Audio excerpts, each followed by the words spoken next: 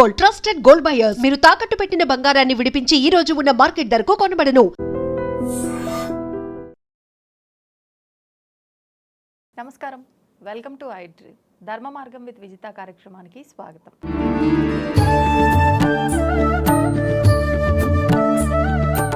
ప్రస్తుతం మనతో పాటు ఉన్నారు ప్రముఖ ఆధ్యాత్మికవేత్త, జ్యోతిష పండితులు సుభాష్ శర్మ గారు. ఇప్పుడు గురుగారితో మాట్లాడి మరిన్ని విషయాలు తెలుసుకుందాం. నమస్కారం గురుగారు. శ్రీమాత్రే నమః అండి.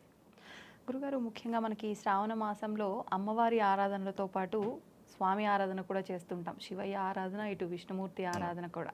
ముఖ్యంగా మనం సోమవారాల గురించి మాట్లాడుకుందాం. సోమవారాల్లో శివారాధన ఏ రకంగా చేస్తే ఆయన పరిపూర్ణ అనుగ్రహం మన పైన ఉంటుంది?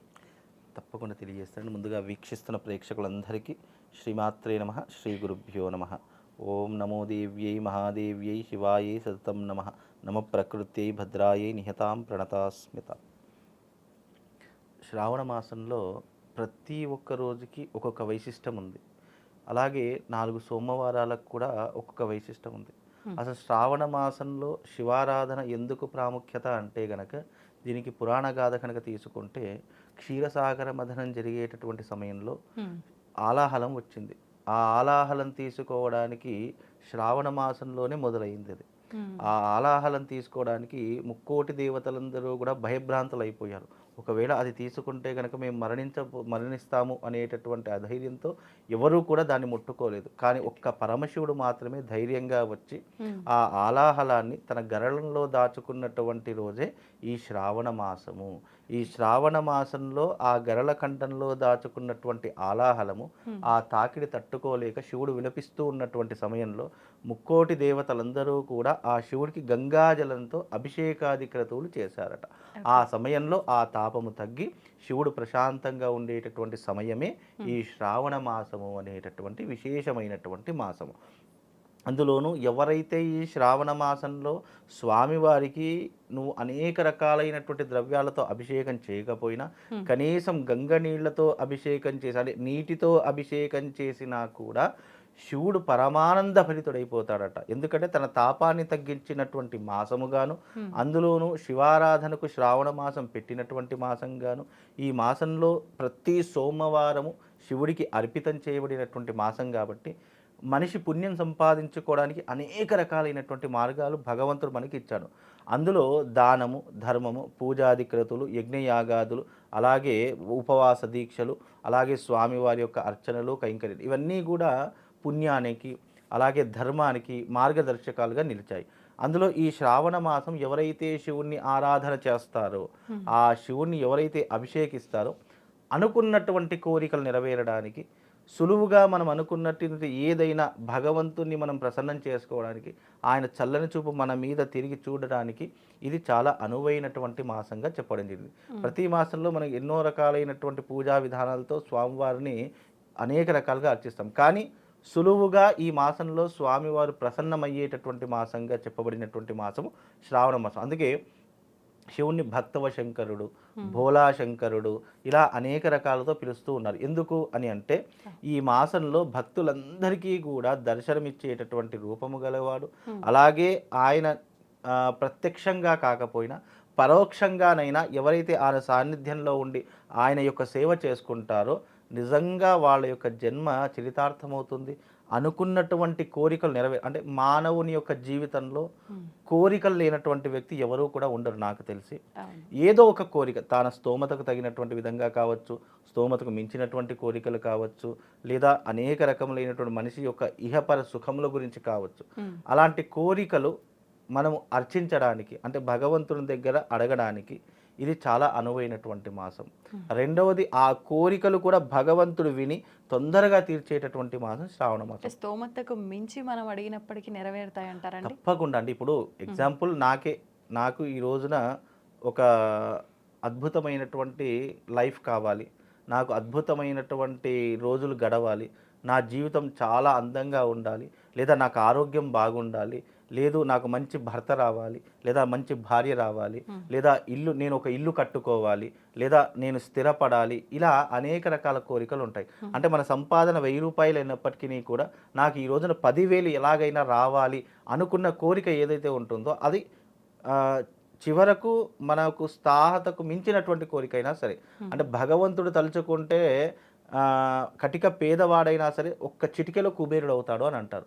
అలా మనిషి తన యొక్క లక్ష్యాన్ని సాధించుకోవడానికి మానవ ప్రయత్నంతో పాటు దైవికపరమైనటువంటి సహకారం కావాలి అంటారు కదా, అది ఆ దైవిక సహకారాన్ని పొందేటటువంటి మాసంగా ఈ సోమవారాలన్నీ కూడా చెప్పడం జరిగింది. కాబట్టి శివుణ్ణి ఎవరైతే అర్చించి పూజించి అభిషేకాది క్రతువులు ఈ సోమవారాలు చేస్తారో వాళ్లకు తప్పకుండా ఆ భగవంతుని యొక్క కృప దొరుకుతుంది. అది ఎవరు చెప్పారు? మనం ఏదో మాటల గురించి చెప్పుకోవడం కాదు.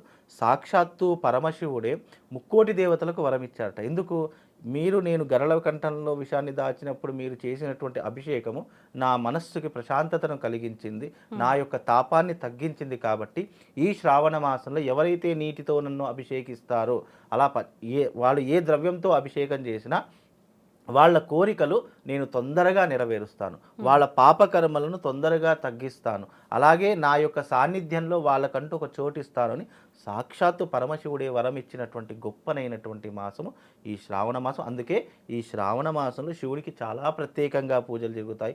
అనేక మంది అనేక రకాలైన ద్రవ్యాలతో అభిషేకం చేస్తారు కాబట్టి వాళ్ళ జన్మ చరితార్థం అవుతుంది. ఇప్పుడు ఖచ్చితంగా మనకి 4 సోమవారాలు వస్తే 4 సోమవారాలు ఆచరించాల్సిందేనా? కుదిరిన సోమవారం మనం ఆచరించుకుంటే సరిపోతుందంటారా? ఇక్కడ మనిషి యొక్క సమయాన్ని బట్టి, మనిషి యొక్క విలువను బట్టి, మనిషి యొక్క స్థాయిని బట్టి, వాళ్ళ యొక్క లైఫ్ స్టైల్ని బట్టి ఒక్కొక్కరు ఒక్కొక్క రకంగా చేసుకుంటారు.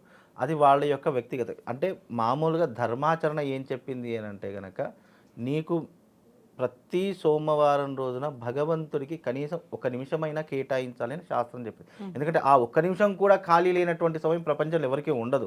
కాకపోతే ఏంటంటే ఆ ఒక్క సమయం, మిగిలిన సమయాన్ని కనుక నువ్వు భగవంతుడికి ఇచ్చినా ఆ భగవంతుడు చాలా సంతోషిస్తాడనేది శాస్త్రము. కానీ ఇది పరిగెత్తే ప్రపంచం, పరిగెత్తే కాలం కాబట్టి భగవంతునికి సమయం ఇవ్వలేము అని మన నోటితో అనలేము. కాబట్టి ఇస్తే మంచిది అనేటటువంటిది శాస్త్రమే తప్ప నువ్వు ఇస్తావా ఇవ్వ. ఇప్పుడు మంచి చెడులు అనేటటువంటిది భగవంతుడు నీకు ఒక మేధాశక్తిని ఇచ్చాడు. నీకు భగవంతుడు ఒక మార్గాన్ని నిర్దేశిస్తాడే తప్ప వెళ్ళడం వెళ్ళకపోవడం అతని చేతిలో మాత్రమే ఉంటుంది తప్ప భగవంతుడు నీకు వెళ్ళమని చెప్పడు, వద్దు అని చెప్పడు.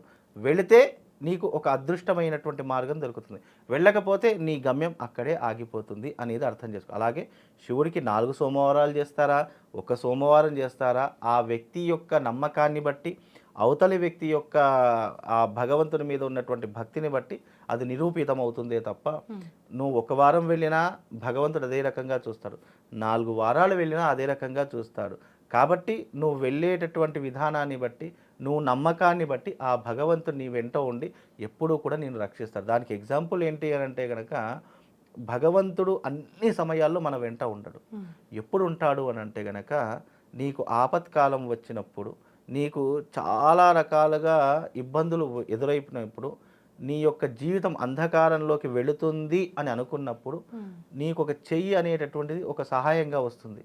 ఆ చెయ్యి పంపించేటటువంటి వాడే భగవంతుడని అర్థం చేసుకో. ఎందుకంటే ఇది కలియుగం. కలియుగంలో కంటితో చూసినా కొన్ని నమ్మలేనటువంటివి ఉంటాయి. కాబట్టి ఈ శ్రావణ మాసంలో భగవంతుడు అనేటటువంటి దానికి ఒక నమ్మకం, దానికి సైంటిఫిక్ రీజన్స్ లేదా ఎందుకు నమ్మాలి, ఇవన్నీ ఎందుకులే, వాళ్ళు ఏదో చేశారు, వాళ్ళు ఏదో రాశారు అని అంటే, వాళ్ళు ఆచరించి వాళ్ళు అనుభవించి మనకు అందించినటువంటి శాస్త్రాలలో నిగూఢమైనటువంటి ఈ నమ్మకము. అంటే హిందుత్వం అంటేనే, హిందూ ధర్మం అంటేనే, వేదములు శాస్త్రములు అంటే నమ్మకముతో కూడుకున్నవి తప్ప దానికి ఎందుకు ఏమిటి అని క్వశ్చన్ చేసేటటువంటి రైట్స్ కానీ, క్వశ్చన్ చేసేటటువంటి అర్హత కానీ లేవు మనకు. కాబట్టి నమ్మితే నీకు ఒక భగవంతుడు ఒక మార్గాన్ని ఇచ్చాడు సరే, ఆ మార్గం సునాయాసంగా వెళ్తావు. నమ్మకపోతే నీకు నష్టం కాదు, నువ్వు ఉన్న చోటే ఆగిపోతావు. ఈ రెండూ తెలుసుకుంటే భగవంతుడి యొక్క ఆంతర్యం అర్థమై నువ్వు 1 సోమవారం కాదు, నీ జీవితాంతం శివారాధన, శివుడి యొక్క పూజ నువ్వు మానకుండా ఉంటావు. ఎవరైతే శివారాధన చేస్తారో, ఎవరైతే శివుణ్ణి భక్తితో కొలుస్తారో వాళ్ళకు జీవితంలో కష్టాలు రావు. ఒకవేళ వచ్చినా దాని నుంచి బయటకు పడేసేటటువంటి చెయ్యే ఆ భగవంతుడి యొక్క చెయ్యి, ఆ శివయ్య చెయ్యండి. సంతోషం గురుగారు, ధన్యవాదాలు. And for more videos, Please subscribe to iDream. Please subscribe to iDream. Please subscribe iDream. And please subscribe to iDream. For more videos, subscribe to iDream. please like, share and subscribe to the channel. Congratulations, iDream. Subscribe to iDream. Subscribe to iDream. So subscribe to iDream Media. IDream team అందరికీ huge congratulations. Please subscribe iDream Media. Please subscribe to iDream. Subscribe iDream. Please subscribe to iDream. iDream అంటే నా కళల channel subscribe చేసుకున్న నోరు తిరుగుతలేదు, మీరైతే గంట గుర్తు కొట్టండి. For more such videos, please subscribe to iDream. Subscribe to iDream. Please subscribe to iDream. Please subscribe iDream Media. Please do subscribe to iDream. Please subscribe to iDream Media. For best entertainment and information please subscribe iDream. And don't forget to subscribe to iDream.